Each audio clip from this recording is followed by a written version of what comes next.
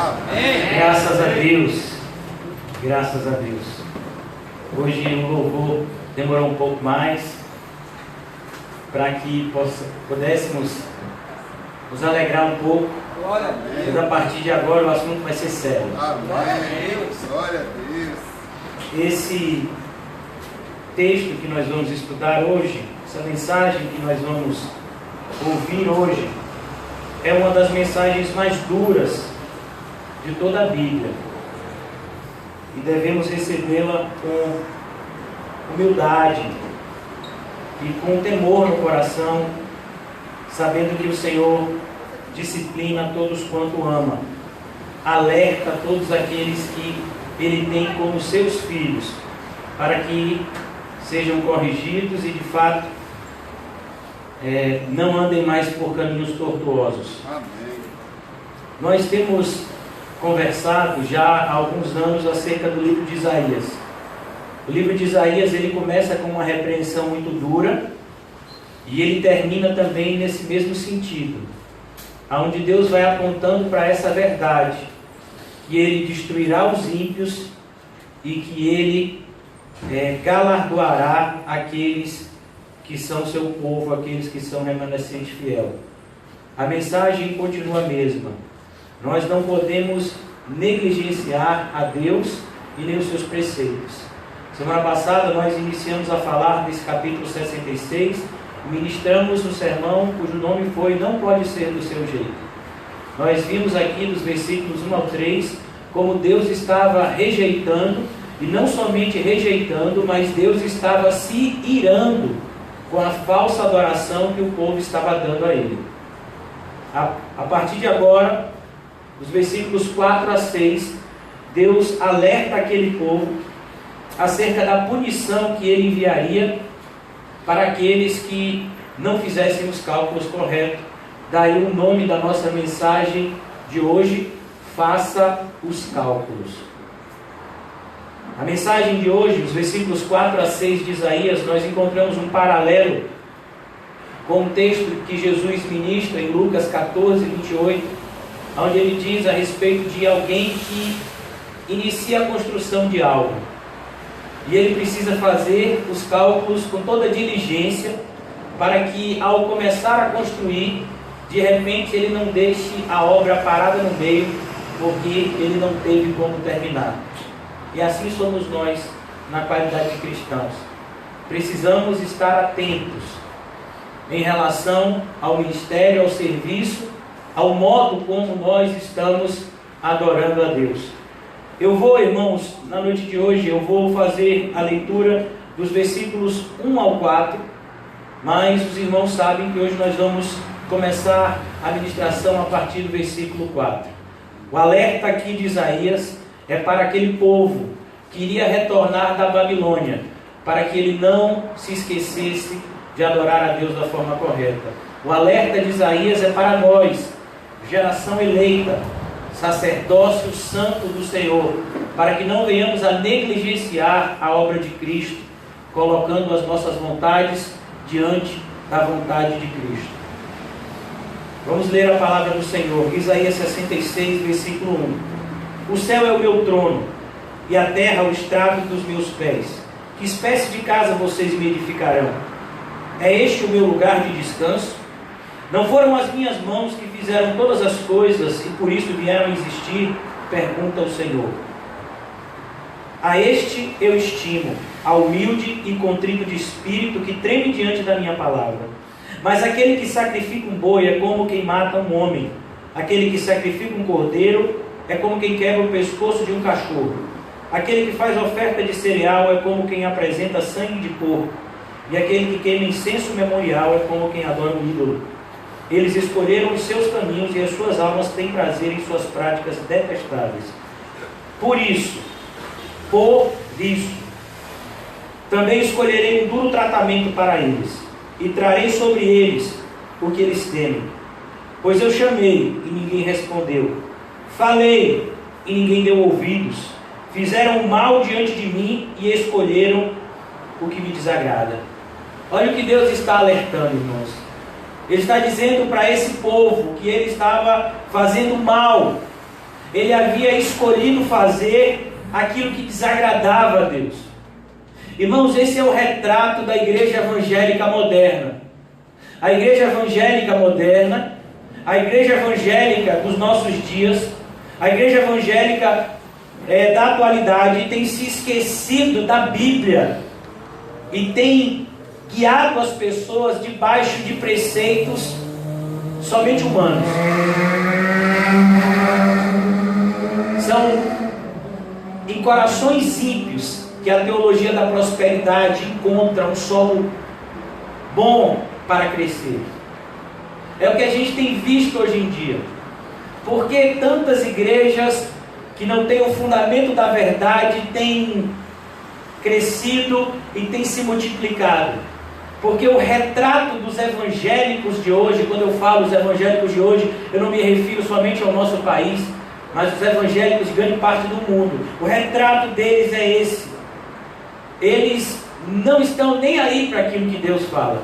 Primeira coisa é que os evangélicos de hoje, eles são analfabetos bíblicos.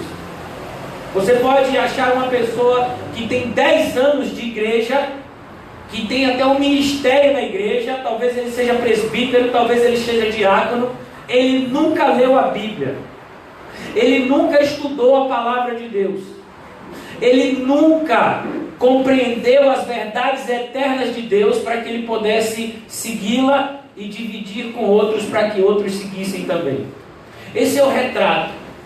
As igrejas hoje não conhecem o significado da palavra disciplina bíblica. As mega igrejas, elas crescem porque nas igrejas grandes ninguém se intromete na vida de ninguém. Então você pode simplesmente se sentar e ouvir sermões que na verdade parecem muito mais com lições de autoajuda, e você sai de lá com a sensação falsa de que você está seguindo a Deus. Olha, eu fui para a igreja, eu ouvi um pastor falar, ele estava com a Bíblia na mão, no final do culto ele me abençoou, até domingo que vem. Aí domingo que vem você vai de novo. Você entra e você sai da igreja e ninguém sabe o seu nome. Às vezes você encontra uma pessoa na rua e diz: rapaz, aquela pessoa congrega lá na igreja que eu congrego. Ó, tá vendo? Você nunca nem cumprimentou aquela pessoa. Há 10 anos vocês congregam na mesma igreja, você não sabe nada acerca dela. Isso é um retrato de grande parte das igrejas de hoje. As pessoas, elas não vivem o Evangelho e elas nem querem viver. Jesus, irmãos, nunca esteve preocupado com quantidade. A preocupação de Jesus em relação aos seus discípulos e o discipulado sempre foi em relação à qualidade. E é isso que eu quero mostrar a vocês. Eu quero pedir licença a vocês para passearmos por alguns textos da Bíblia e depois nós vamos voltar a esse versículo 4, aonde nós vamos concluir a exposição da noite. Essa é a nossa metodologia. O primeiro texto da Bíblia que eu queria conversar um pouco essa noite, que trata acerca daquilo que estamos falando hoje, é o texto do Evangelho de Lucas, capítulo 12. Nós fizemos referência aqui agora há pouco. Lucas capítulo 12, eu falei com vocês do versículo 28, mas eu quero ler com vocês a partir do versículo de número 25.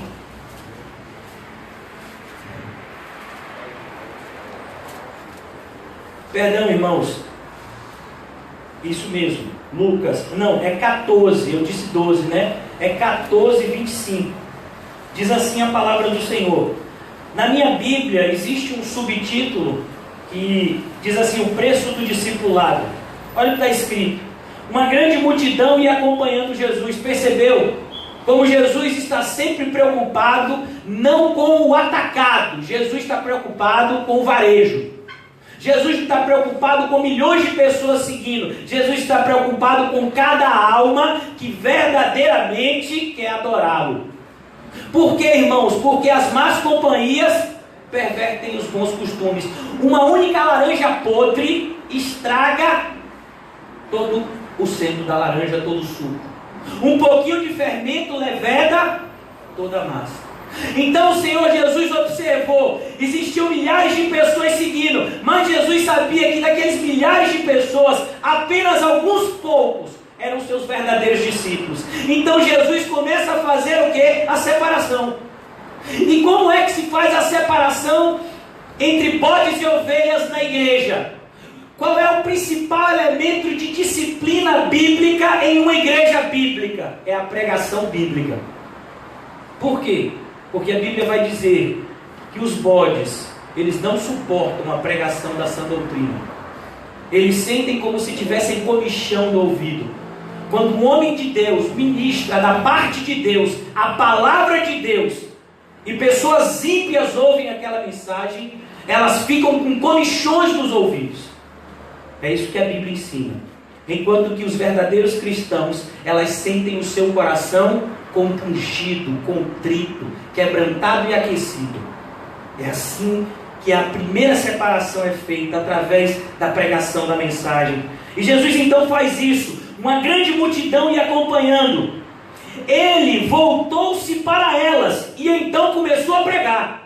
Um monte de gente estava seguindo Jesus. Era como se fosse um circo. O que Jesus vai fazer agora? Será que ele vai curar alguém? Será que ele vai multiplicar pães e peixes? O que ele vai fazer? Porque a boca pequena, todo mundo procurava, a grande parte das pessoas procuravam seguir a Jesus, não por aquilo que ele ensinava, mas por aquilo, pelos milagres que ele fazia. Nós vamos ver, por exemplo, que o próprio Herodes, um homem ímpio, ele queria conhecer Jesus por causa da fama de Jesus. Muitas pessoas seguiam Jesus dessa forma. Em João 6, uma multidão segue Jesus, querem fazer rei. Por quê? Porque ele tinha multiplicado comida. Então Jesus percebe que aquela multidão não estava entendendo o que ele veio fazer aqui na terra. Então ele promulga esse pequeno sermão e ele diz: se alguém vem a mim.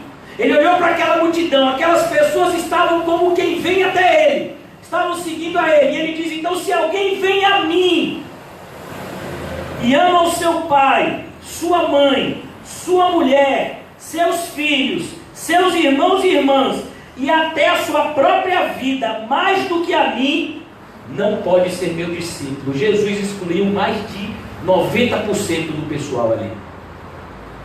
Como assim? Acabei de te conhecer agora, e você quer que eu largue tudo para te seguir? Foi isso que ele falou com Mateus.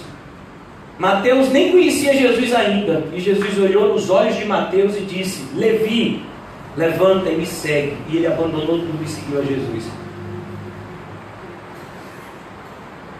André e o seu irmão Pedro também não conheciam a Jesus, mas ele disse: larguem essas redes de pesca, que eu vou fazer de você pescadores de homens. Eles seguiram a Jesus. Tiago e João, que eram irmãos também, estavam consertando as redes de pesca do seu pai. E ele disse: abandone o seu pai, abandone essa rede de pesca, vem e me segue. E ele abandonando o seu pai, abandonando aquela pequena empresa que eles tinham de pesca, eles seguiram a Jesus. Perceba que Jesus está dizendo: não pode ser meu discípulo. Não é que você vai ser um discípulo de segunda linha. Se você vem buscar adorar Jesus essa noite, mas você ama mais o seu pai e a sua mãe, seus filhos, sua própria vida, do que a Cristo, meu irmão, desça do barco, por favor. Essa arca não é para você. Sabe, é duro dizer isso. Então, pastor, é melhor que eu esteja no mundo? Não, eu não quero que você esteja no mundo. Eu quero que você esteja em Cristo da maneira correta. Mas é melhor você estar no mundo do que você estar em Cristo da maneira incorreta. E a gente vai ver isso aqui. Sabe, Jesus, ele fala sério acerca de verdades sérias. Uma das coisas que mais suscitava a ira de Deus era a hipocrisia dos religiosos. Um dos sermões mais duros de Jesus é justamente diante dos fariseus, Mateus capítulo 23, onde ele repete sucessivas vezes a expressão fariseus hipócritas. Ele repete isso várias vezes no sermão. Ai de vós, escribas e fariseus hipócritas. E ele repete várias vezes isso, para mostrar a seriedade com que devemos tratar ao Senhor e com que devemos fazer a escolha certa da maneira certa. Então Jesus já começa dizendo: cuidado, cuidado se você está me seguindo, mas está olhando para trás. Nunca se esqueça do que aconteceu com a mulher de Ló. A mulher de Ló ela também foi avisada pelos anjos que Sodoma e Gomorra seriam destruídas. A mulher de Ló também saiu de Sodoma e Gomorra carregado pelos anjos, junto com Ló e suas 2 filhas, mas ela olhou para trás, e naquele mesmo instante ela foi feita uma estátua de sal. É por isso que Jesus nos alerta, nesse Evangelho de Lucas mais adiante, ele diz: lembrai-vos da mulher de Ló. Lembre-se, ela estava lá, de mão dada com Ló, os anjos tinham tirado ela de dentro da cidade de Sodoma e Gomorra, mas ela olhou para trás. São as pessoas que estão na igreja, mas estão olhando para o mundo. Elas estão na igreja, mas elas desejam as coisas do mundo. Elas estão na igreja, mas elas não amam a Cristo acima de todas as coisas. Elas estão na igreja, mas elas não estão dispostas a renunciar a nada. Muito pelo contrário, elas querem ganhar tudo. Jesus está dizendo: lembre-se da mulher de Ló. E aqui ele continua: aquele que não carrega a sua cruz. Perceba, Jesus olha para um grupo de pessoas que sabia o significado da expressão cruz. Hoje em dia, irmãos, nós não entendemos a expressão cruz. Por quê? Porque não faz parte do nosso dia a dia. Sabe, Jesus estava dizendo a mesma coisa que talvez você ouvisse nos Estados Unidos há alguns anos atrás: pegue a sua cadeira elétrica e me siga. A cruz era um instrumento de condenação. Todo aquele que carregava a sua cruz, ele estava indo em direção a uma morte extremamente vergonhosa e dolorosa. Carregue a sua cadeira elétrica, me siga. É como nos Estados Unidos, que nas décadas passadas, até hoje existe a pena de morte lá nos Estados Unidos, mas há décadas passadas, a maneira como as pessoas condenadas à pena de morte morriam era através da cadeira elétrica. Depois de vários problemas, hoje em dia eles são assassinados por injeção letal. Por que eu falei assassinados? Porque isso é assassinato. Deus não autorizou que o Estado matasse pessoas. Essas pessoas que estão assassinando, embora alguns evangélicos digam que isso é sancionado por Deus segundo uma interpretação extremamente equivocada de Romanos 13, nós não concordamos com isso. E esses assassinos terão que dar conta naquele grande dia. Eu era um promotor que consegui condenar muitas pessoas à morte. Você vai ter que dar conta naquele dia. Eu era um juiz nos Estados Unidos e condenei muitos assassinos à morte. Você vai ter que dar conta naquele grande dia diante de Deus.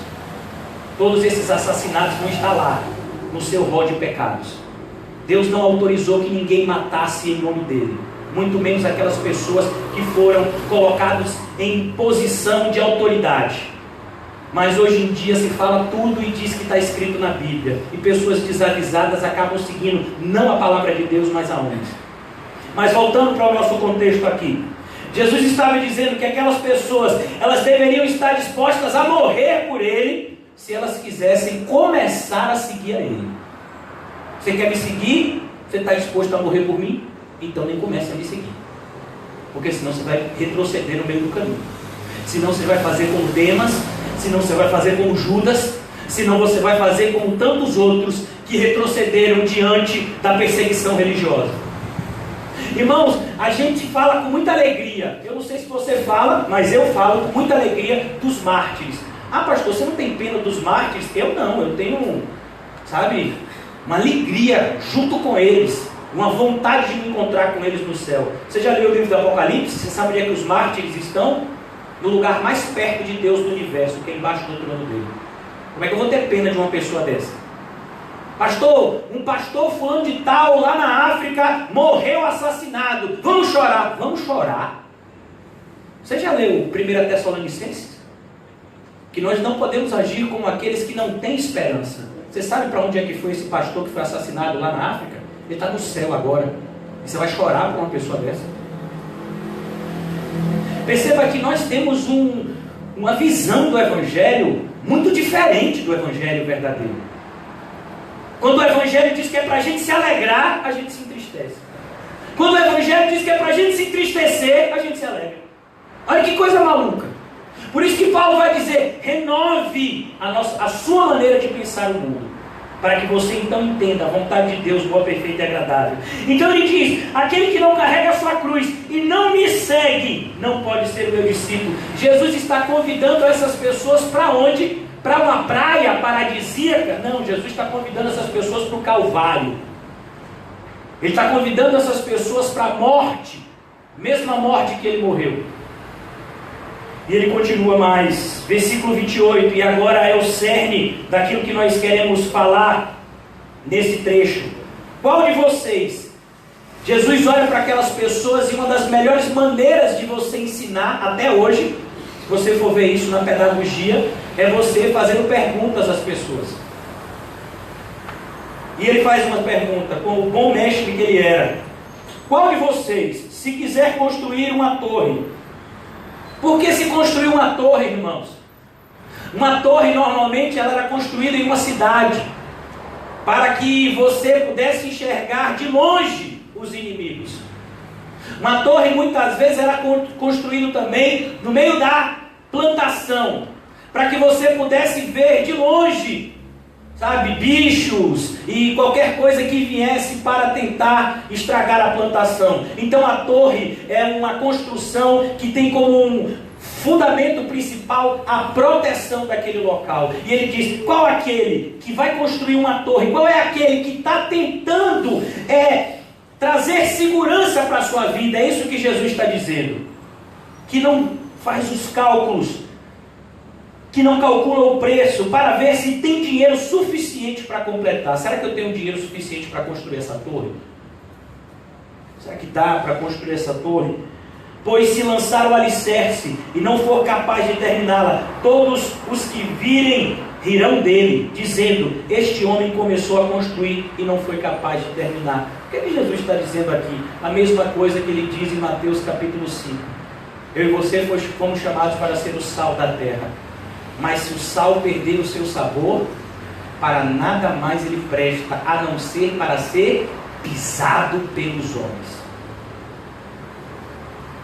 Os cristãos que têm hoje vivido vidas medíocres, e quando eu falo vidas medíocres, eu não estou falando do ponto de vista da sociedade, mas eu estou falando do ponto de vista da verdadeira espiritualidade. Pessoas, a palavra medíocre é uma palavra que é formada por duas outras palavras. Vem da palavra médio e da palavra ocre. A palavra médio, como nós sabemos, significa meio. E a palavra ocre significa pedra. Então o medíocre é aquele que ficou no meio do caminho. Ele iniciou a jornada, mas ele parou. Ele não conseguiu concluir aquilo que ele se propôs a fazer. É isso que é ser uma pessoa medíocre. É uma pessoa que começa, mas não termina. É uma pessoa que faz, mas faz mal feito. É como está escrito no Antigo Testamento acerca de um rei chamado Amazias. Ele fez aquilo que era correto ao Senhor, mas ele não fez de todo o coração. Por isso Deus não se agradou dele. Ele está dizendo aqui: cuidado. Se você de fato vai andar nos caminhos do Senhor, faça da maneira correta. Não leve as coisas de Deus na brincadeira. Não leve as coisas de Deus em segundo plano. Coloque Deus sempre como prioridade da sua vida, ou então é melhor que você nem coloque Deus na sua vida. Porque senão você vai fazer parte da grande massa de religiosos que acham que adoram a Deus, mas na verdade só estão suscitando ainda mais a ira de Deus. Foi o que nós vimos em Isaías 1:3. Aquelas pessoas que adoravam a Deus, elas não estavam suscitando o agradar de Deus. Elas estavam supostamente adorando a Deus, mas aquela adoração não estava agradando a Deus, muito pelo contrário, estava juntando ira de Deus contra eles. É o que está escrito mais precisamente em Isaías 66, versículo 3. Então Jesus diz: faça os cálculos. Faça os cálculos direitinho. Será que você tem vivido a vida cristã da maneira correta? Será que você tem buscado o verdadeiro evangelho? Será que você tem buscado prioritariamente o reino de Deus e a sua justiça? Será que Jesus está em primeiro lugar na sua vida? Porque se não estiver, hoje é dia de você colocar a sua vida em ordem. Há uma porta aberta essa noite. Todos os dias, quando o evangelho é pregado de forma genuína e verdadeira, a porta do céu está aberta. Independentemente do seu pecado, independentemente do seu desvio, você pode voltar aos braços do Senhor, se você se arrepender nessa noite. Pastor, eu não tenho construído da maneira certa. Então vamos começar a construir hoje. É isso que Jesus está dizendo. Por quê? Porque logo depois ele conta uma parábola. E ele diz o seguinte: ou qual é o rei? E aqui, irmãos, Jesus está mostrando duas verdades. Primeiro, o preço de seguir a Ele. E segundo, o preço de não seguir a Ele. Sabe por quê? Porque quando a gente prega acerca do preço do discipulado, então a pessoa diz assim: já que eu não consigo seguir a Jesus desse jeito, tão radical, então eu não vou nem seguir. O pastor disse que é melhor não seguir, então eu não vou nem seguir. Eu não vou conseguir amar Jesus mais do que eu amo meu filho. Eu amo meu filho. Eu sou capaz de morrer pelos meus filhos. Eu sou capaz de morrer pelo meu pai, pela minha mãe. Eu sou capaz de fazer qualquer coisa para tentar salvar a minha vida. Então assim, já que eu não consigo seguir a Jesus desse jeito aqui, então eu não vou nem seguir. Então Jesus, para essas pessoas, Jesus conta uma outra parábola. E ele diz o seguinte: perceba que essa expressãozinha aqui é uma conexão entre essa primeira parábola que Jesus contou e essa segunda parábola que Jesus vai contar. Ou, qual é o rei que, pretendendo sair à guerra contra outro rei? Sabe o que é que Jesus está dizendo? Jesus está dizendo o seguinte: que todo aquele que comigo não ajunta, espalha. Todo aquele que não está andando nos caminhos de Cristo é inimigo de Cristo. Não tem meio termo. Não, Jesus, assim, eu não estou seguindo o seu caminho, mas também eu não sou seu inimigo. É sim. Você é inimigo de Cristo. Se você não está seguindo exatamente o que Ele mandou, você acabou de se constituir um inimigo de Cristo. E Ele está dizendo: você é rei da sua própria vida. Por quê? Porque as pessoas que não seguem o Evangelho da maneira correta, a Bíblia chama eles de: o Deus deles é o próprio ventre. Então é como se você fosse o seu próprio rei. Você disse: eu não quero Jesus como meu rei, porque se Jesus for o meu rei, eu vou ter que obedecer ele dessa forma. E eu não consigo, e eu não quero, então eu sou o meu rei. Aí Jesus diz assim: tá bom, você é o seu rei, né? Mas então vamos ver aqui. Qual é o rei? Você. Ele está falando de rei no sentido de cada pessoa que não segue o seu caminho. Ou qual é o rei que, pretendendo sair à guerra contra outro rei? Por quê? Porque você está em guerra contra ele. E se você não está seguindo a ele, é porque você tem alguma expectativa que você vai conseguir vencê-lo. É o que a gente vai ver, por exemplo, lá em Apocalipse capítulo 11, no episódio da Torre de Babel, quando Nimrod se ajunta com todos os habitantes da terra e eles pretendem construir uma torre tão alta que eles vão conseguir entrar no céu do jeito deles. Deus então desce, confunde as línguas e mostra para aqueles homens quem é que é Deus. E aqui a gente vai ver a mesma coisa: pretendendo sair à guerra contra outro rei, primeiro não se assenta e pensa se com 10 mil homens é capaz de enfrentar aquele que vem contra ele com 20 mil homens. Ele está dizendo: você tem certeza que você vai conseguir vencer Deus? Você tem certeza que naquele grande dia você vai ser justificado diante de Deus? Você tem certeza que você prefere mesmo passar a eternidade inteira no inferno do que obedecer a Deus por alguns anos aqui na terra? Você tem certeza que você prefere trocar alguns anos de alegria terrena por uma eternidade de condenação no inferno? Você tem certeza que você quer fazer isso mesmo? É isso que você quer da sua vida? Viver em oposição? Hoje morreu um dos principais representantes do ateísmo moderno, um escritor norte-americano chamado Stephen Hawking. Ele era revoltado contra Deus. E ele morreu hoje. E agora ele já se encontrou com Deus. E ele vai ter que desdizer tudo aquilo que ele disse. Quero ver se ele vai ter coragem de, diante de Deus, falar as coisas que ele escreveu aqui na terra. Sabe? Algum dia todos nós vamos estar diante do trono branco.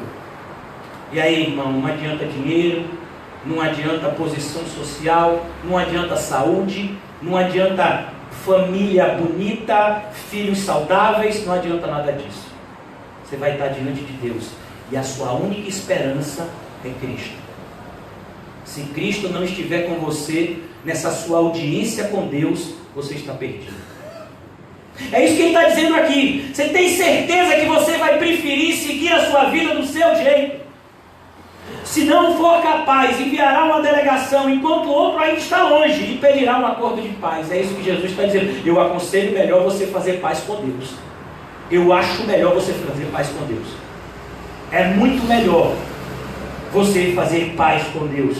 Amém. E ele conclui no versículo 33, da mesma forma, qualquer de vocês que não renunciar a tudo quanto possui, não pode ser meu discípulo. Jesus está concluindo com essa expressão. Olha, é muito melhor renunciar no tempo presente para receber o céu na era vindoura, do que tentar salvar a nossa vida na era presente e depois ser lançado no lago de fogo e enxofre.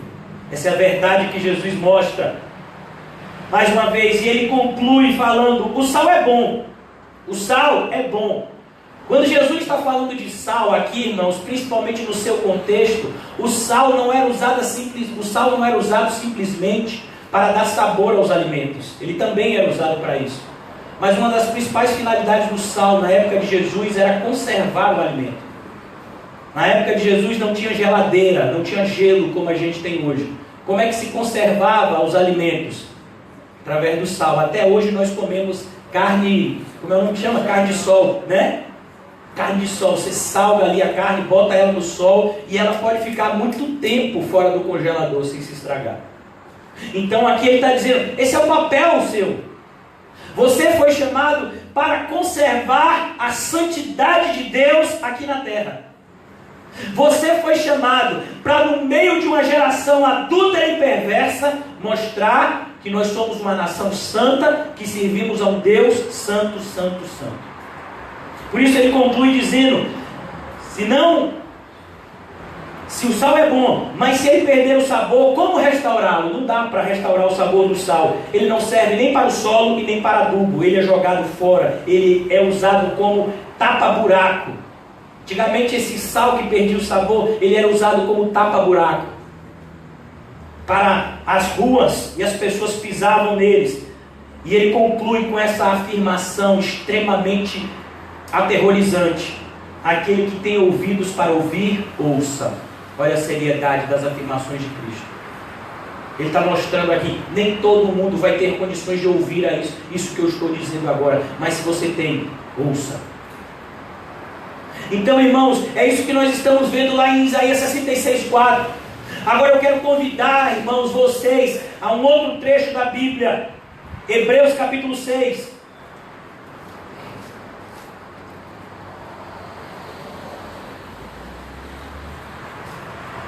Hebreus 6.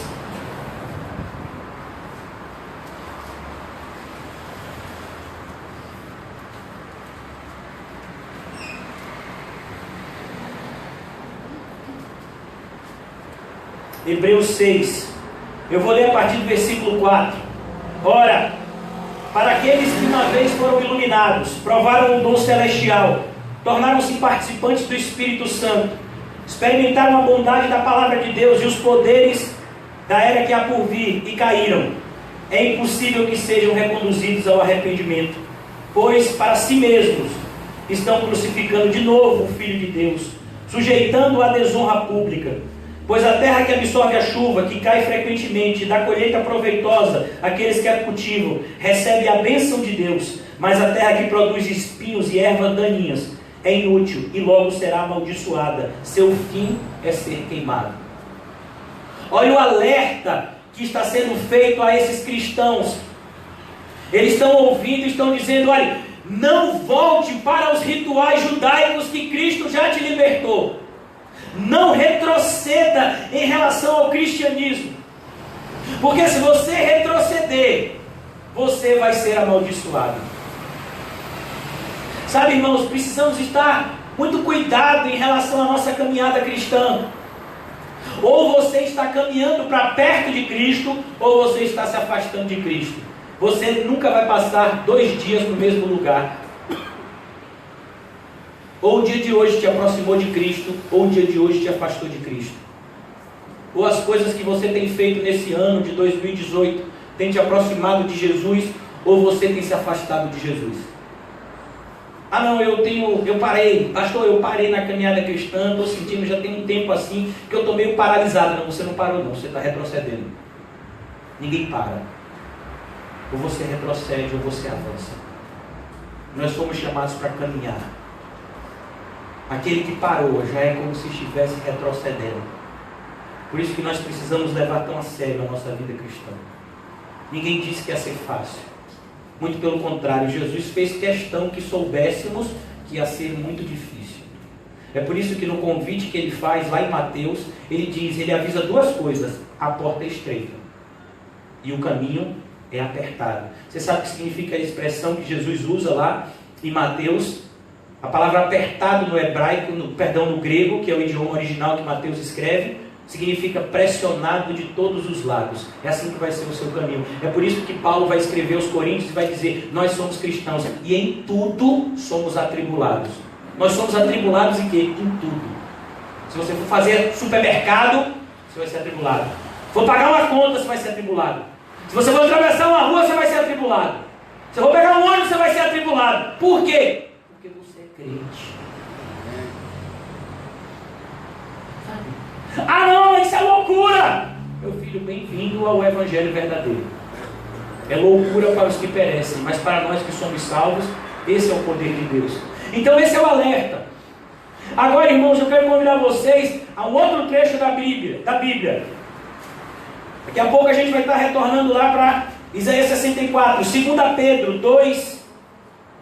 2 Pedro 2. Capítulo 2. O nosso amado irmão e apóstolo Pedro, ele está alertando acerca dos falsos mestres e da destruição causada pelos seus falsos ensinos. Então ele está dizendo: se você que estava andando na sã doutrina, de repente retrocede e vai seguir agora uma falsa doutrina, esse alerta é para você. Ele vai dizer o seguinte, versículo 20, 2 Pedro 2, 20: se tendo escapado das contaminações do mundo. É isso que é o crente. O crente, irmãos, ele foi chamado para a igreja. Você sabe que o nome igreja, ele é a tradução de uma expressão, que é a expressão eclésia.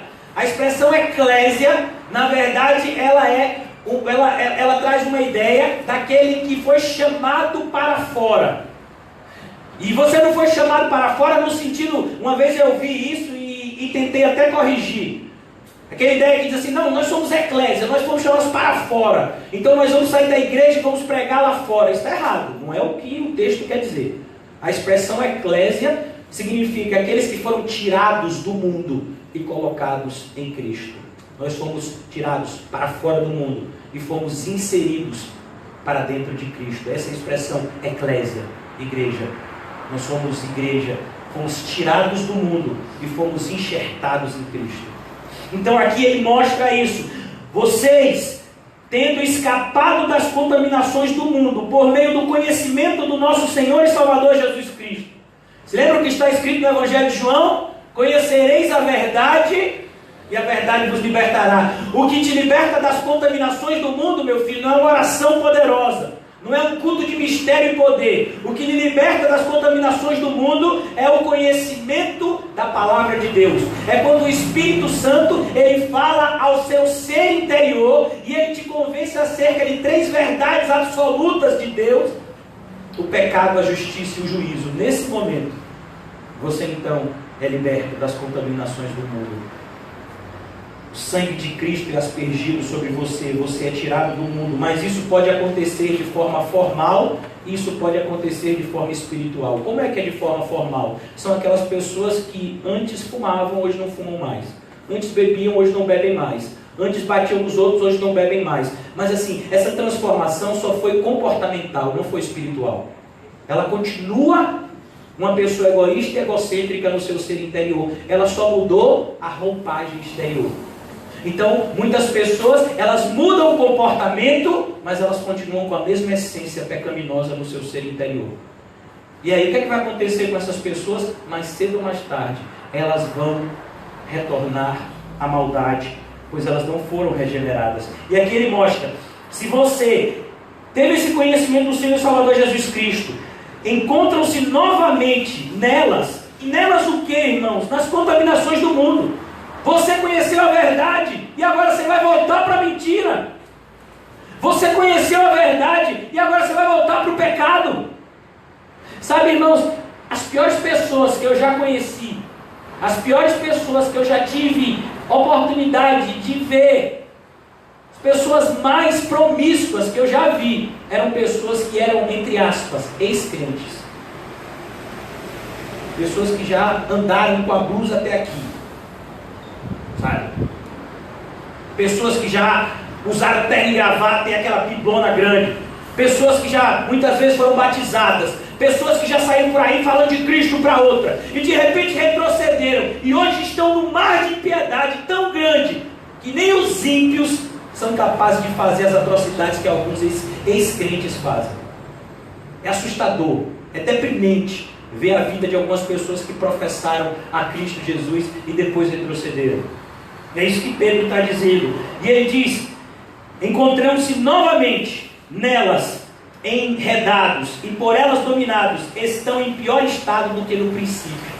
Ele está dizendo, essas pessoas conheceram a Cristo e que retornaram para o pecado, eles estão em um pior estado do que naquele momento que eles não conheciam a Cristo. Olha que coisa, irmãos. Olha a seriedade com que a Bíblia trata a caminhada cristã. Ah não, eu entro e saio da igreja. Cuidado, você pode até entrar e sair da igreja, mas você não vai entrar e sair da igreja sem receber as consequências disso. Sabe? Não se engane o homem, tudo aquilo que ele plantar, é isso que ele vai colher. E Pedro então conclui: teria sido melhor que não tivesse conhecido o caminho da justiça. Percebeu? Pedro diz: era melhor que você nunca tivesse conhecido esse caminho. Era melhor que você tivesse ficado sua vida inteira na macumba, no espiritismo, no candomblé, no confucionismo, no islamismo. Era melhor que você ficasse sua vida inteira no ateísmo do que conhecer o caminho da justiça e retroceder. Para você ver a seriedade com que Cristo trata o seu evangelho. Talvez a gente não trate tão sério a palavra de Deus, mas Deus leva muito a sério sua palavra. Talvez a gente não leve tão a sério a nossa vida espiritual, mas Deus leva muito a sério a nossa vida espiritual. E ele conclui aqui o pensamento, dizendo: depois de terem conhecido, voltarem as costas para o santo mandamento que lhes foi transmitido, confirma-se neles que é verdadeiro o provérbio. Que provérbio? O cão volta ao seu vômito. Olha que coisa nojenta, né? O cão volta-se ao seu vômito. Esses dias eu fui levar minha filha, meus filhos, né? Fui levar meus filhos em uma pet shop. É um programa bom, que é de graça, né? Então eles ficam lá, vê os bichinhos assim, depois bota todo mundo e leva embora. Não gastei R$1. É ótimo esse programa.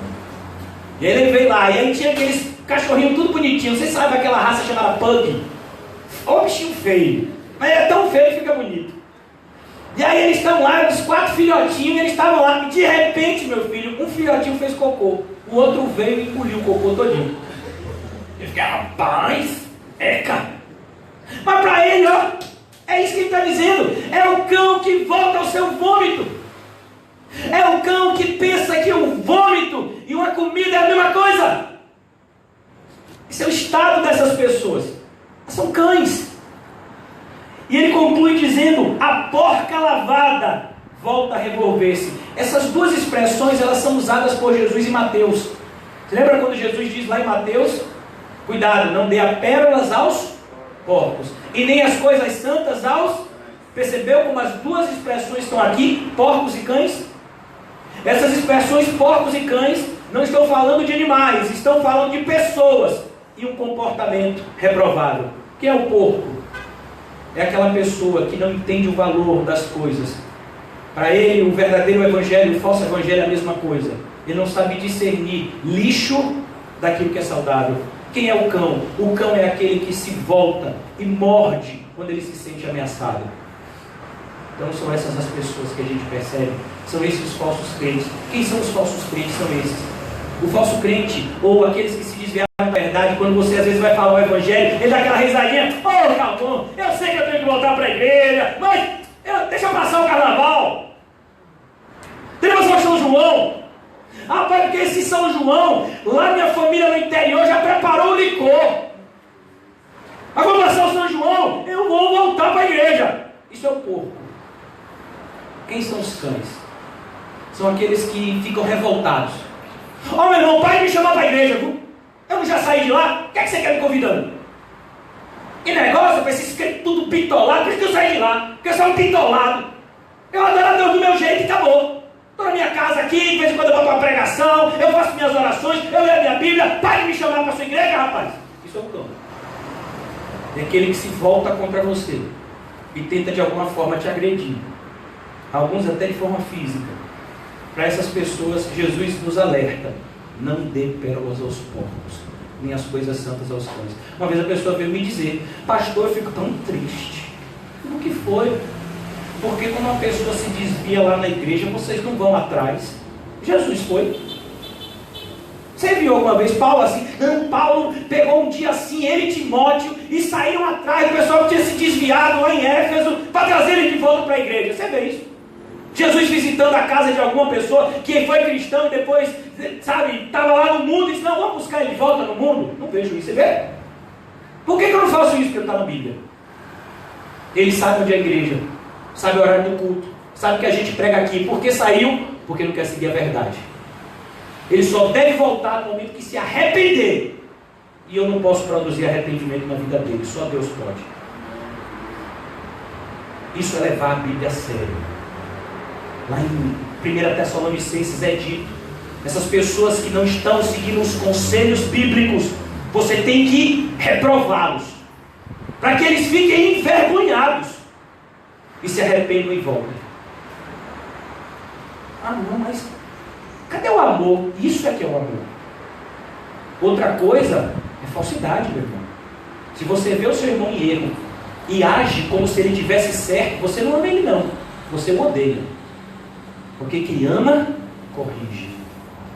Meu irmão, eu amo você, mas não vou andar com você não, porque você está indo para o inferno. Quem é você para me julgar? Eu não sou ninguém, mas é a Bíblia. Eu estou dizendo que você está indo para o inferno por quê? Porque se eu andar no caminho que você está andando, eu também vou. Isso é pouco. Agora você está vendo uma pessoa errada e diz: tudo bem, continue a pregar o falso evangelho do seu jeito. Você está indo para o inferno junto com ele. Isso é evangelho. É isso que a palavra de Deus ensina. E se você quer tapar os seus ouvidos, problema seu. O sangue de vocês não está em minhas mãos. Foi isso que Paulo disse aos Efésios. Quando Paulo se reuniu com a liderança de Éfeso, ele avisou. Ele sabia que falsos mestres iam invadir aquela igreja em pouco tempo, mas ele alertou os líderes daquela igreja local e disse: o sangue de vocês não está em minhas mãos, porque durante 3 anos, de dia e de noite, eu preguei toda a verdade de Deus para vocês. Então, se vocês se desviarem agora, a responsabilidade é de vocês. É isso que um pastor, é isso que uma verdadeira igreja faz. Ela alerta as pessoas em relação à verdade e as consequências de não seguir a verdade. Se um líder cristão não está fazendo isso, ele não está fazendo a obra de Deus, ele está fazendo a sua própria obra. Irmãos, agora eu quero convidar vocês ao último texto que nós vamos meditar antes de voltarmos para Isaías 64. Mateus capítulo 12.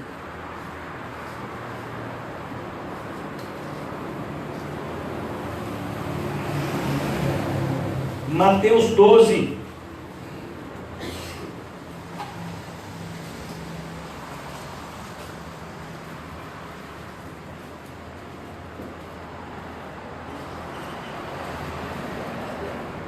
Mateus 12, a partir do versículo de número 43. Quando o espírito imundo, o que é o espírito imundo? Alguém sabe? É o espírito que não toma banho? Será que é isso? É um fantasma que não toma banho? É isso que é o espírito imundo? O que é o espírito imundo? O que é o espírito imundo, gente? Demônio. É o demônio. Olha, gente, vocês não estão estudando Bíblia não, é? Não, pastor, eu pensei que era um fantasma. Fantasma não existe não. Mas a pessoa: pastor, eu vi um fantasma lá. Você viu um demônio, fantasma você não viu não. Se você me disser assim: pastor, eu vi um demônio, eu vi uma faca voando em minha casa, eu vi eu vi copos voando na minha casa outro dia estava parecendo um poltergeist, a televisão ligando e desligando sozinho. Será que foi um fantasma? Não, foi demônio mesmo. Fantasmas não existem. Morreu ou vai para o céu ou para o inferno, não volta para tribular ninguém. As pessoas nos atribulam enquanto a gente está aqui na terra. Então a ideia aqui é: há espíritos imundos. O apóstolo Paulo vai nos ensinar em Efésios 6, a nossa luta não é contra carne e sangue. Então a sua luta, meu filho, não é contra o vizinho, a sua luta não é contra os políticos corruptos, a sua luta não é contra pessoas que estão ao seu redor de alguma forma tentando te prejudicar, a sua luta é contra os demônios. Eles estão sempre por trás de qualquer oposição e perseguição em relação aos verdadeiros crentes. São eles que mobilizam a maldade que já existe no ser humano para que essa maldade seja convergida de maneira contrária à igreja. São eles que usam o ser humano sem Deus para agredirem e perseguirem aqueles que foram regenerados e que agora têm o Espírito Santo de Deus. Eles agem dessa forma, mobilizando as pessoas para se oporem àqueles que são de Deus. Então ele nos ensina aqui, quando o espírito imundo sai de um homem, como é que isso acontece? Sabe, irmãos, muitas vezes você está cheio de demônio, mas aí você vem para a igreja, e o demônio, meu filho, não gosta muito de ouvir a verdade não, ele fica tribulado. Demônio mesmo, quando olha para o pastor Ricardo, ele não aguenta, sai correndo. É igual a Paulo, quando estava em Éfeso, um pedaço da roupa de Paulo expulsava o demônio. Imagine, um pedaço da roupa de Paulo. Pegou, meu filho, a sandália de Calmon, botou na porta, os demônios correram. Foi por causa do chulé não, viu? Porque ele não tem chulé não. Foi por causa da espiritualidade mesmo. Pelo amor de Deus, gente. Deixa de pensamento ruim. Misericórdia. Então ele está mostrando aqui, o espírito imundo, ele pode se ausentar da vida de alguém? Pode. Irmãos, a gente aqui, nós somos pessoas que acreditamos na Bíblia. Então se você me disser, pastor, você acredita em possessão demoníaca? Acredito. Mas possessão demoníaca é algo muito raro. Por quê? Porque o próprio diabo, ele entendeu que ele ganha muito mais quando ele influencia as pessoas, sem que as pessoas saibam que ele está lá, do que quando ele possui uma pessoa e todo mundo sabe que ele está lá. É por isso que a gente vai ver, por exemplo, o próprio Satanás, o príncipe dos demônios. Ele entrou em Judas. Você viu Judas virando o pescoço igual o exorcista? Você viu Judas vomitando verde? Você viu Judas mudando a voz? Não, Judas falou de boa, foi lá, chegou para os fariseus, 30 moedas de prata, me dá para cá, eu te dou aí, vou levar você para Jesus, vai ser assim, vou dar um beijo nele. Parecia que Judas estava mais racional do que eu e você. E ele estava possuído por Satanás. Então estar possuído por um demônio, irmãos, às vezes a gente tem ideia, a pessoa que está um ébrio habitual, a pessoa que está no pecado de prostituição, essas pessoas estão possuídas pelo demônio. Não, meu filho, elas estão cheias de pecado. Possessão demoníaca é outra coisa, irmãos. Possessão demoníaca é quando as pessoas estão cheios de uma inclinação e oposição contrário à verdade de Deus. É o que a gente vai ver em Judas. O que Judas foi fazer? Ele foi vender o Senhor da glória. Isso é uma pessoa cheia de Satanás. Sabe? Isso que a gente tem visto. As pessoas, quando elas estão cheias. Jesus vai dizer, por exemplo, os fariseus que estavam combatendo aquilo que ele pregava, lá em João capítulo 8, ele diz, vocês são filhos do diabo. Ele não falou isso para pessoas que estavam endemoniadas, mas ele falou isso para as pessoas que eram mais respeitadas religiosamente falando em Israel. Ele disse, vocês são filhos do diabo.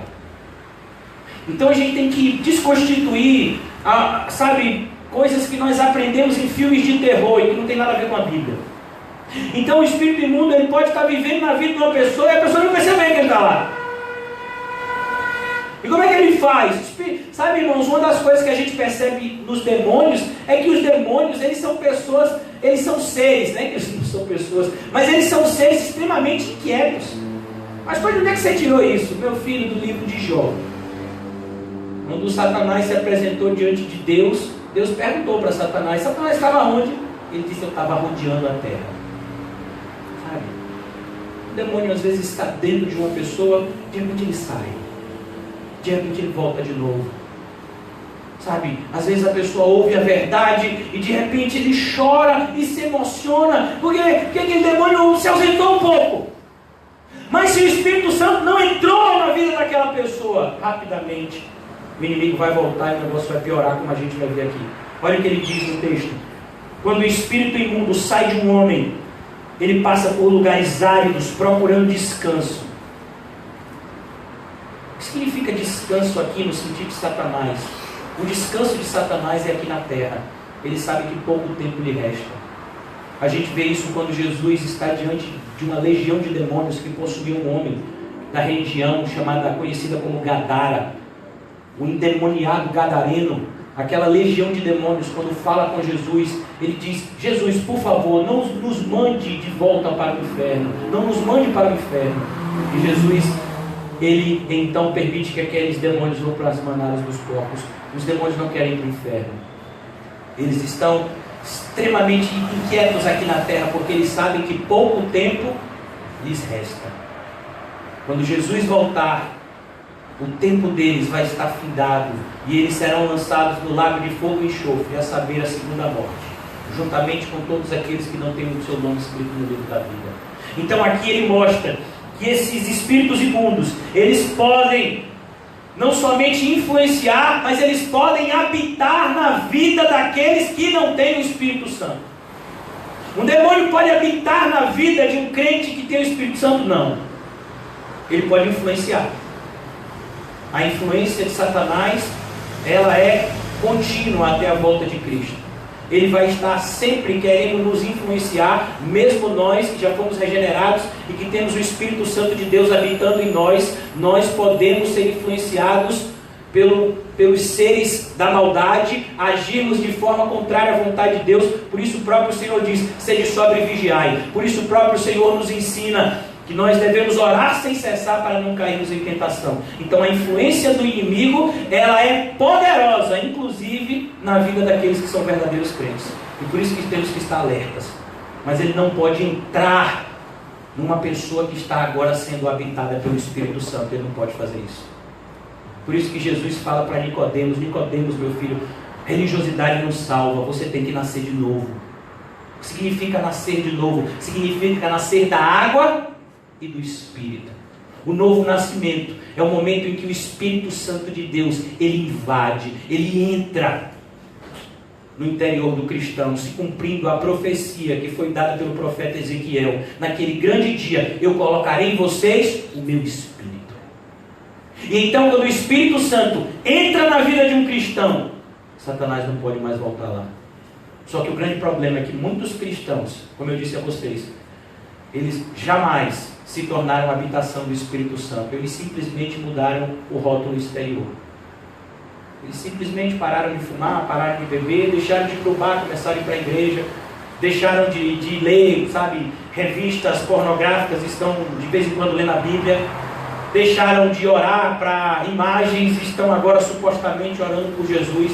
Mas essas pessoas nunca foram regeneradas, nunca nasceram de novo, nunca se tornaram a habitação do Espírito Santo de Deus.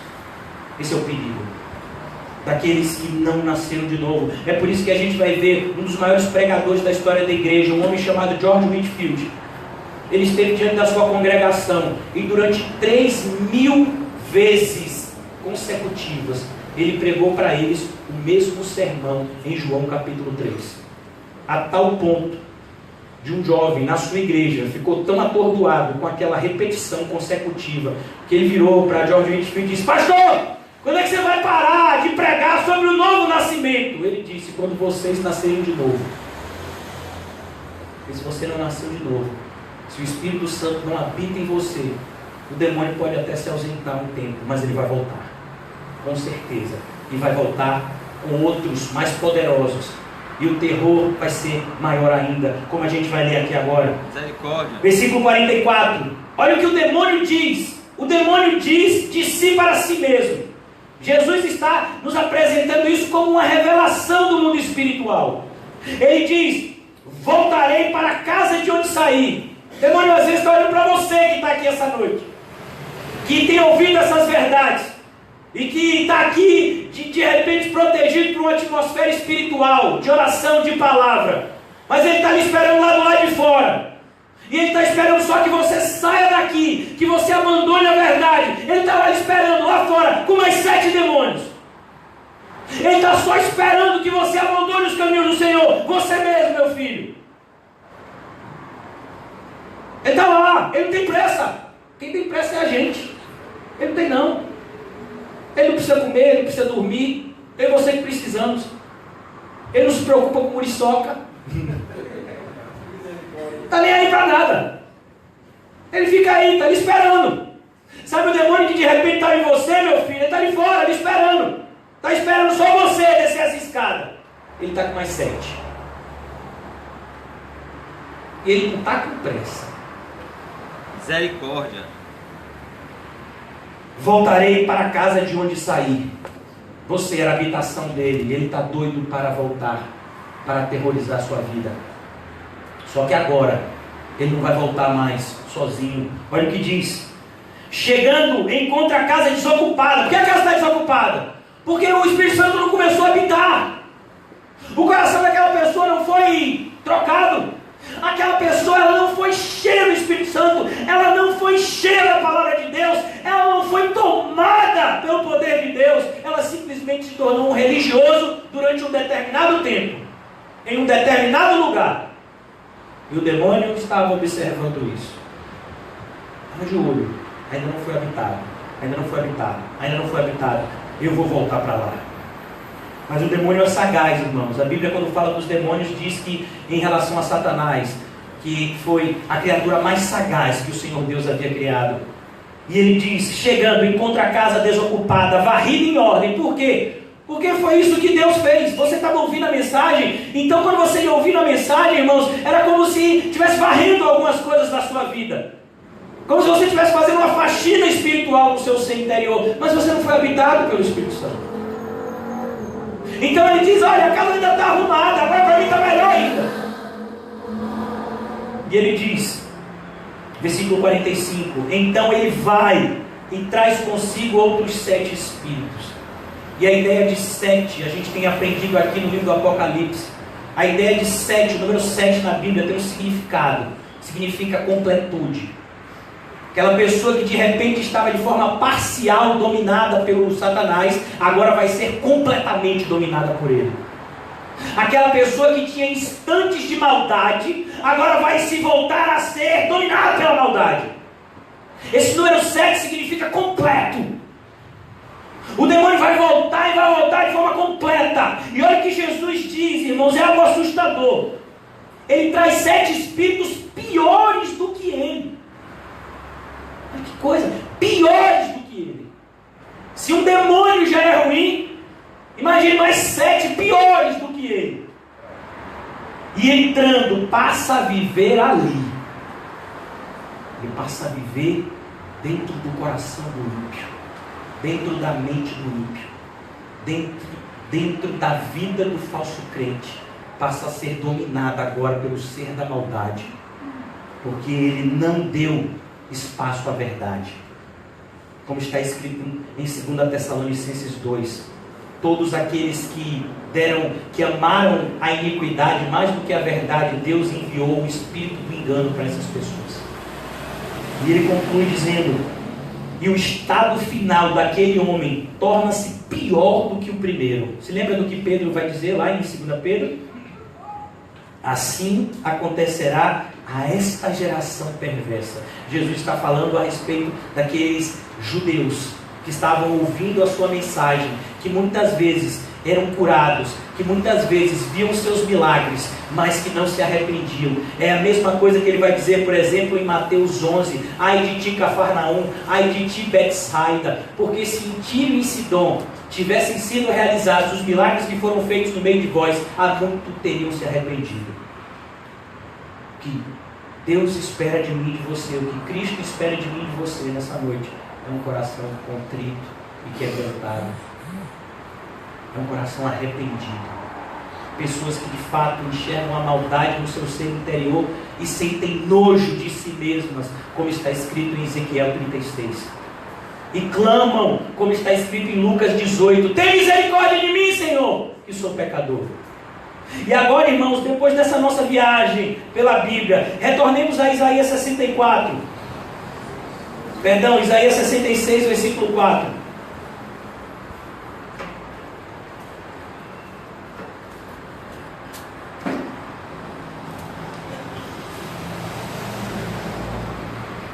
Olha o que Jesus está dizendo aqui.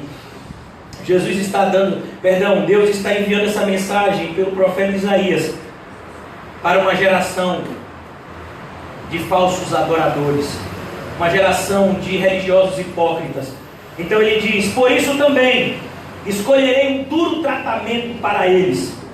Jesus está dizendo: da mesma forma como vocês me trataram com desonra, eu tratarei vocês também. Como está escrito em 1 Samuel 2,30: aqueles que me honram, eu honrarei; aqueles que me desprezam, eu os desprezarei.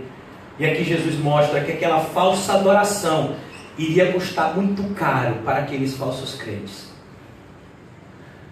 Trarei sobre eles o que eles temem. Olha que coisa assustadora. Deus sabe o que você teme, irmãos, o que eu temo. Deus sabia o que Jonas temia, e ele enviou um grande peixe para tragar Jonas. Talvez Jonas não tivesse medo da morte, mas com certeza Jonas tinha medo de ficar no ventre de um peixe, entre a vida e a morte. E ele clamou, depois de 3 dias no ventre daquele peixe. Sabe, irmãos, nós temos que tomar bastante cuidado, porque o Senhor sabe o que tememos, e Ele enviará exatamente o que tememos. Você tem medo que os seus filhos sejam assassinados? Pois é, cuidado. Você tem medo de passar fome? Cuidado. Você tem medo de ser preso, de ser apedrejado? Você tem medo de passar vergonha em público? Cuidado. Deus está dizendo aqui: eu trarei sobre eles o que eles temem. Porque eles me desprezaram, eu trarei sobre eles o castigo severo. É assim que Deus trata aqueles que levantam-se contra Ele. Que audácia, irmãos, se levantar contra Deus. Que audácia é se levantar e se rebelar contra o único e verdadeiro Deus. Por isso que a idolatria é uma loucura. Você cria um falso Deus e você acredita mais nele do que no único e verdadeiro Deus. Olha que loucura, irmãos. Deus diz para a lua: lua, fique aí. E a lua fica. Deus diz para o sol: fique aí. E o sol fica. Deus diz para o mar: fique aí, mar. E o mar fica. Deus diz para o ser humano: me obedeça. E o ser humano desobedece a ele. O que você acha que Deus vai fazer com esse povo? E a grande questão, irmãos, é o que está escrito lá no Evangelho de Lucas: a quem mais é dado, mais será cobrado. Quem mais vai ser cobrado? Aquelas pessoas que foram avisadas e ainda assim escolheram desobedecer. Você foi avisado. Deus te deu o presente de ter um pastor como R. Pombal. Deus te deu um presente de ter uma igreja bíblica. Deus te deu um presente de você morar no Brasil, um país onde a igreja ainda não é perseguida de maneira ostensiva.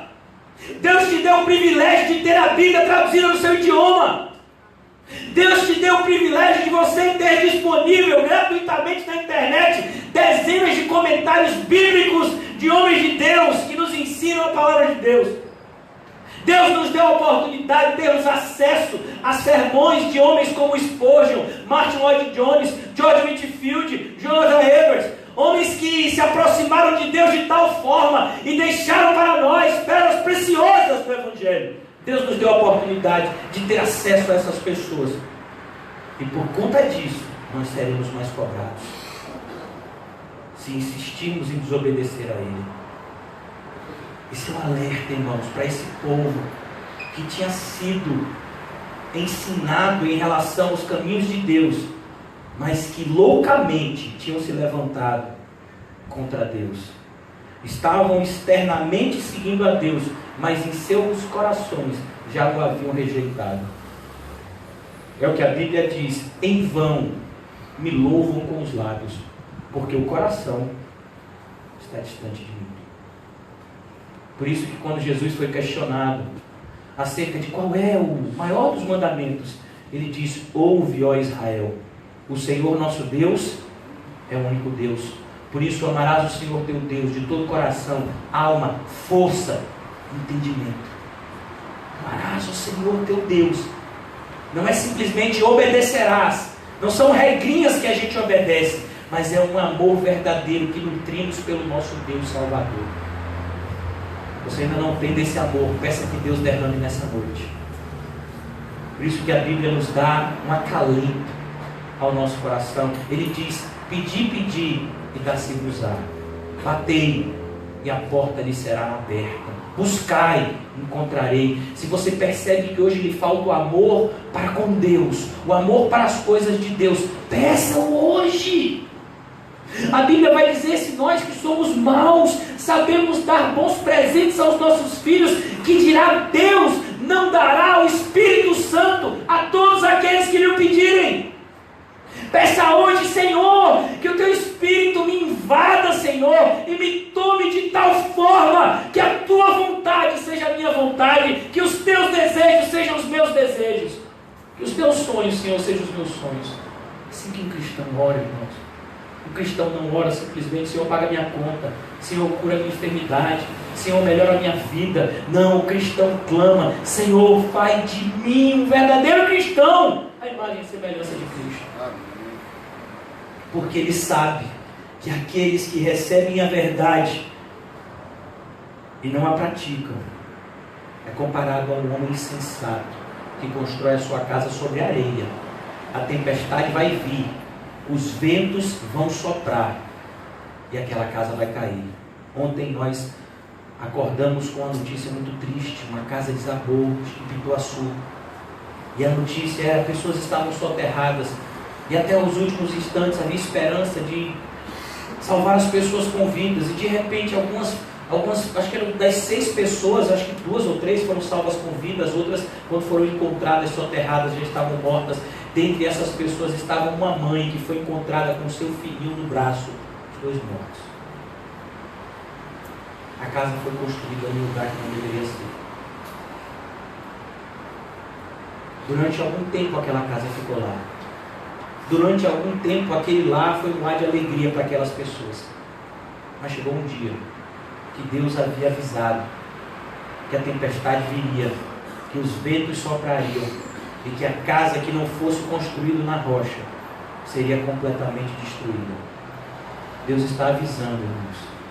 Ele está avisando ao seu povo: entrem na arca, pois o dilúvio vai vir. Deus está avisando ao seu povo: cuidado com essa geração imperversa, para que você não se contamine nos males dela. Por isso que Jesus diz: quando você chegar em um lugar para pregar o Evangelho e eles rejeitarem o Evangelho, sacode a poeira dos teus pés. Não permita que nada, que nenhuma daquela rejeição contra Cristo e o seu Evangelho invada o seu coração. E aqui ele conclui dizendo, irmãos: pois eu chamei e ninguém respondeu. Quantas vezes Deus já te chamou? Quantas vezes, irmãos? Eu não estou dizendo, Deus não chama ninguém para vir para a igreja. Deus chama as pessoas para virem para Cristo. Deus não chamou você para sentar aqui no culto e ouvir. Deus chamou você essa noite para ouvir essa mensagem, para se arrepender e para ser transformado por ela. Deus chama você para uma vida ativa em relação à sua obediência. Deus não chama você para ser um simples ouvinte da sua palavra. Então esse convite de Deus não é simplesmente para você levantar um braço e aceitar Jesus, nem para você se batizar, nem para você vir a alguns cultos, nem simplesmente para você ofertar um valor insignificante. Esse convite, irmãos, é para você abandonar tudo e seguir a Jesus, como nós vimos aqui em Lucas 14. É esse o convite que Jesus faz. É esse o convite que Deus faz. É esse o convite que o Espírito Santo de Deus faz. Meu amigo, e Ele tem feito esse convite, e Ele tem estendido a mão. Pois eu chamei, mas essa é a tristeza: ninguém respondeu. Meu Deus, ninguém. Será que um dia a gente vai ser crente, irmão? Será que um dia a gente vai parar de pensar no nosso próprio umbigo e vai começar a desejar ser tomado por todo o poder de Deus? Onde é que estão os Paulos? os Barnabés, os Pedros, os Joãos, que estão, irmãos, os Estevãos, as Dorcas, as Marias Madalenas, onde que estão? Aquelas mulheres que de madrugada foram até o túmulo de Jesus para honrá-lo. Onde que estão essas pessoas, irmãos? Falei e ninguém deu ouvidos. Ele tem falado, seu Edson. Ninguém tem dado ouvido. Às vezes a gente se emociona quando ouve um louvor. É tão fácil para a gente decorar um louvor, mas é tão difícil para a gente obedecer a Bíblia. Tão fácil para a gente, irmãos, tirar um valor do nosso bolso, da nossa carteira e achar que a gente está fazendo a nossa parte. Mas é tão difícil para a gente entregar a nossa própria vida nas mãos de Deus e dizer: Senhor, agora eu sou teu. Faz de mim aquilo que aprouver a ti, Senhor. A gente tem até medo de pensar nisso. Falei, ninguém deu ouvidos. E a conclusão triste: fizeram o mal diante de mim. E o que é o mal? O mal, irmãos, não é você simplesmente roubar, adulterar, matar. Fazer o mal significa não se render totalmente a Deus. Aquele que se rende parcialmente também está fazendo mal. Aquele que adora a Deus formalmente, mas não adora espiritualmente, também está fazendo mal. Aquele que cultua a Deus de maneira incorreta também está fazendo mal. Olha, irmãos, eu tenho repetido aqui Provérbios capítulo 28. Aquele que tapa os seus ouvidos para a lei de Deus, até a sua oração é abominável. Às vezes eu vou conversar com pessoas, irmã, que estão fazendo tudo errado. E aí essa pessoa diz: mas eu estou orando. Olha, Paulinho, como é que você está orando contra a palavra? Você acha que Deus está ouvindo essa oração? Deus vai dizer: essa oração é abominável. Não, pastor, estou orando. Mas eu já lhe mostrei na Bíblia que não é assim. Mas eu estou orando. É isso, irmão, que a gente vê hoje. O pessoal não está nem aí o que está escrito. Eu estou orando. Deus vai me ouvir. Vai não. Ele não vai não. Ele vai ouvir sim. E ele vai detestar aquilo que você está falando para ele. Por que Deus vai fazer isso? Porque Ele já disse na sua palavra que não é assim. E a sua obrigação era estudar a palavra dele. Deus vai lançar no inferno todos aqueles que não o conhecem. Conhecer a Deus é uma obrigação. Conhecer a Deus não é um conselho. Conhecer a Deus não é uma suposição. Conhecer a Deus é uma obrigação do crente. Você precisa conhecer o Deus que você se relaciona, senão você vai relacionar-se com Ele de maneira incorreta. E Ele não vai se agradar disso. Por isso Ele diz: fizeram mal diante de mim. Esse é o que mais suscita a ira de Deus, porque Ele vem diante de Deus como que para agradar a Deus, mas Ele faz exatamente aquilo que Deus agrada. Você já pensou, irmão, no dia do aniversário de casamento da sua esposa, você dá uma chuteira para ela, e ainda do seu número, não é nem o número dela. Aniversário da sua esposa, ela calça 37, você calça 42. Aí você dá para ela uma chuteira de Neymar 42. Por quê? Porque ela não vai usar, e aí você vai fazer o quê? Você usa. Mas eu te dei, viu, amor? Olha que hipocrisia.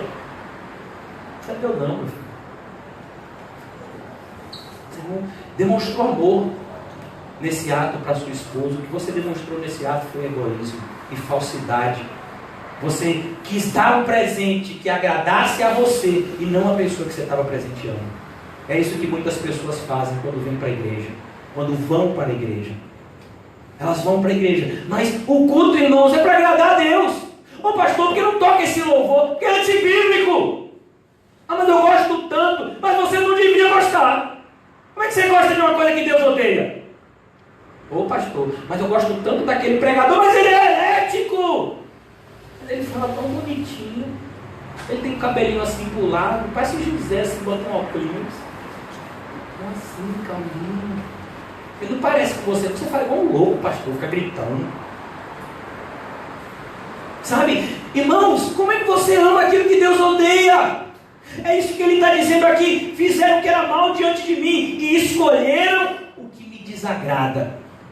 Você fez uma escolha e você escolheu o que desagradava a Deus para agradar a você mesmo. É isso que essa geração tem feito, irmão. Ela tem escolhido louvores que agradam a eles. Quando você vai um sábado em uma igreja, que você vê o que? Apostasia. Jovens liderados por pastores apóstatas, pulando, gritando, dizendo que são loucos por Jesus. Se Jesus entrasse, irmão, com certeza eles saíam pela janela. Porque as coisas que são feitas nos cultos de jovens nos dias de hoje, até o diabo tem vergonha. Ah, mas eles estão na igreja. Mas a igreja não está neles. Então a gente precisa entender, irmãos. Nós viemos aqui para agradar a Deus. Amanhã, quando você acordar, não faça a sua programação baseado naquilo que te agrada. Faça a sua programação naquilo que agrada a Deus. É assim que o nosso dia tem que começar e terminar, com aquilo que agrada a Deus. É Deus que merece ser agradado, não nós. Nós já recebemos tudo em Cristo. Tudo. De tal forma que a nossa vida agora deve ser vivida em uma resposta de gratidão pelo grande amor com que o Senhor nos amou. Você não tem que ser agradado, você tem que se agradar em Cristo.